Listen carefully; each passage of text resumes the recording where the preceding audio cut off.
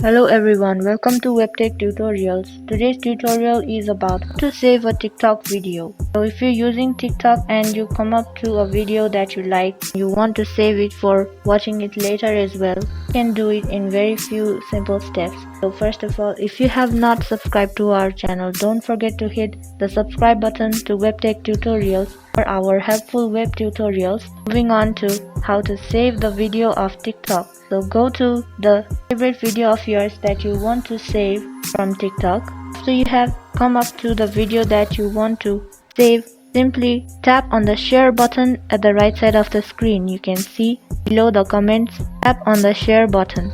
And here you will get these options of send to and share to. And at the last section you can see there are some options: report, not interested, save video, do it, react, and so much more.